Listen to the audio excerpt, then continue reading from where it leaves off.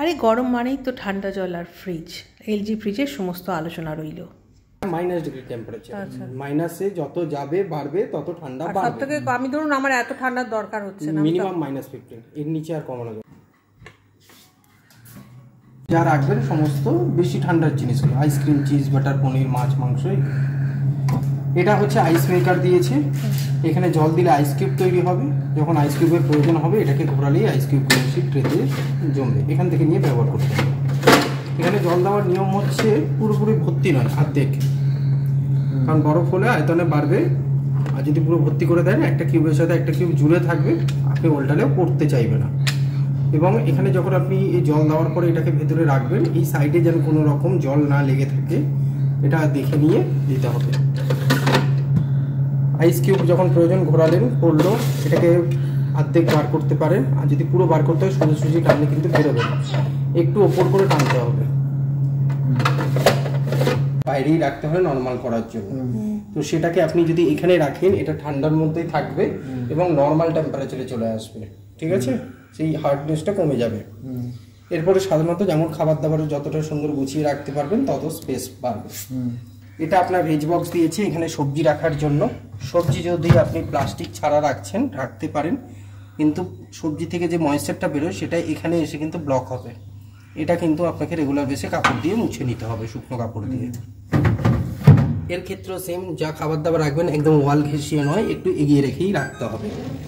এটা দিয়েছে ডোর কুলিং, এটা কি দরজায় যে জিনিসগুলো রাখবেন সেগুলো স্পেশাল। তো এটা স্টার্টিং হচ্ছে -15 আর এটা ম্যাক্সিমাম -23।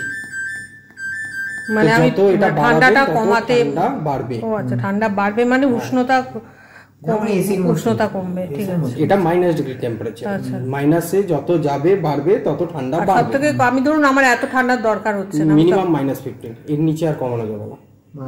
মানে ধরুন আমার এত ঠান্ডার দরকার নেই, তখন আমি -15 এর উপরে বাড়ালে ঠান্ডা বাড়বে। আচ্ছা আচ্ছা। আর নিচেরটা হচ্ছে টেম্পারেচারের ডিজিটটা যখন কমাবেন তত ঠান্ডা বাড়বে। এটা মাইনাসে যত বাড়বে তত ঠান্ডা বাড়বে, আর প্লাসে যত কমবে তত ঠান্ডা বাড়বে। সাপোজ ধরুন আজকে 40 ডিগ্রি টেম্পারেচার, কালকে সেটা 30 ডিগ্রি হয়ে গেল, তাহলে কি আপনি এতটা গরম অনুভব করবেন? কারণ টেম্পারেচার কমে গেছে। তো এটাও প্লাসে, যেহেতু টেম্পারেচার কমে গেলে এটা ঠান্ডাটা বাড়বে, কোথাকার নিচের ঠান্ডাটা বাড়বে। আর কি যখন পরিষ্কার করবেন এই গ্যাসকেট প্যাডটাকেও কিন্তু ভালোভাবে পরিষ্কার করতে হবে। প্রয়োজনে টুথব্রাশের সাহায্য নিন। এই ফাঁকাতে ময়লা জমে থাকে, এই ময়লাগুলো পরিষ্কার করতে হবে। যদি এটা ঠিক করে মেনটেন করেন তাহলে ভ্যাকুয়াম সিস্টেমটা ঠিক থাকবে, নাহলে এটা কিন্তু হার্ড হয়ে যায়, হার্ড হয়ে গিয়ে ভ্যাকুয়াম সিস্টেমটা নষ্ট হয়ে যায়।